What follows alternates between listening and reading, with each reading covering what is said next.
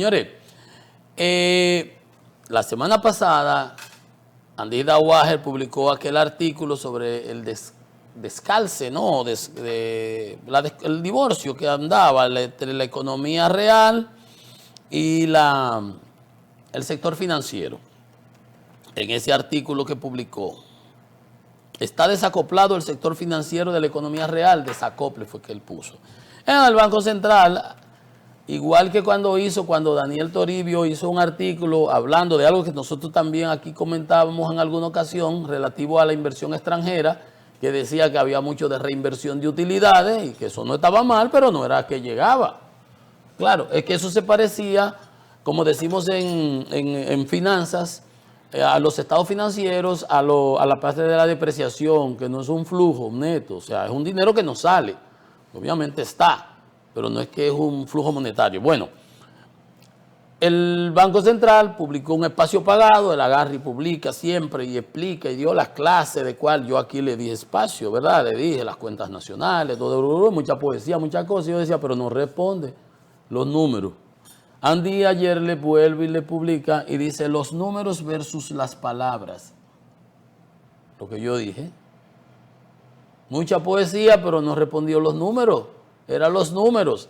Donde Andy alegaba que la economía real había crecido 1.8% y que el sector financiero 7.3%, y comparaba otras economías, cuál es esa correlación, no encajaba la situación. Bueno, y en ese artículo, el Banco Central, en ese espacio pagado, daba clase de cómo se hacen las cuentas nacionales, cómo se calcula el producto, quién lo supervisa, quién hace aquí, quién hace allá, qué sé yo qué. Y Andy le responde ahora, de nuevo, con unas ironías y unos señalamientos, y le dice que sí, que él se mide por el ingreso, la producción, todas esas cosas que es economía pura. No lo voy a marear con este tipo de cosas. Pero dice, en segundo lugar, pero que como quiera, calculado por un método y por el otro, da lo mismo, y que el banco el mismo se contradice. Pero dice, donde voy a entrar a la sustancia. En segundo lugar, apunta a la existencia de una sobreestimación del producto del sector financiero cuando se contrastan los estimados que realiza el propio banco. Partiendo, y aquí es donde le entra con la ironía, de una base estadística que solo el Banco Central conoce. O sea, que él pone el número que le parezca ahí, para que me cuadren los números. Si yo quiero 100 aquí, yo distribuyo los porcentajes como me dé la gana por arriba. Partiendo de una base estadística que solo el Banco Central conoce. Pero ahí está la superintendencia y los estados financieros, que es base real de la regulación. Entonces, dice, por ejemplo, el Banco Central mide el producto del sector financiero a través del ingreso y dice que le dio 89 mil millones en el 19. Sin embargo, los estados financieros que maneja la superintendencia de bancos, 77. ¿Cuánto hay ahí? 89 y 77, allá hay 12 mil millones de diferencia. Y sigue, lo mismo sucede con las utilidades. Eso era con el pago de los salarios, los pagos, que es un componente, gracias. Ahí hay una diferencia entre 81 mil millones según el Banco Central y 77 según los datos que maneja la Superintendencia de Bancos, extraídos de los estados financieros oficiales, que es el que vale, no lo que diga aquel allí. 89 versus 77, ya hay 12 mil millones. Y él sigue, también pasa con las utilidades antes de impuestos, que el Banco Central presenta 82 mil millones, mientras que los datos de la superintendencia, 62 mil millones. Ahí hay 20 mil de diferencia. No es glóbulo rojo, billete. La sobreestimación aparente del sector financiero entonces le dio a 31.500. A mí ya me daba 32, 2 y 20, 32. 32 mil millones aquí, ¿ve? Entre lo que dice el Banco Central y lo que dicen los estados financieros. Y sigue Andy analizándole y dice, la aparente sobreestimación parece originarse en la sobreestimación del valor de la producción del sector financiero. Y dice, el Banco Central registra en su método preferido que la producción del sector financiero fue de 279 mil millones, Mientras que según los datos de la Superintendencia de Bancos, que es la de verdad, la que supervisa, 233,000. Entonces, ahí hay, el Producto Interno Bruto estimado por el Banco Central fue de 175,000. El de la superintendencia, digamos, no lo estimó, porque es, pero el que se estime en base a los datos de los estados financieros de la superintendencia, de las empresas del sector, da 143,000.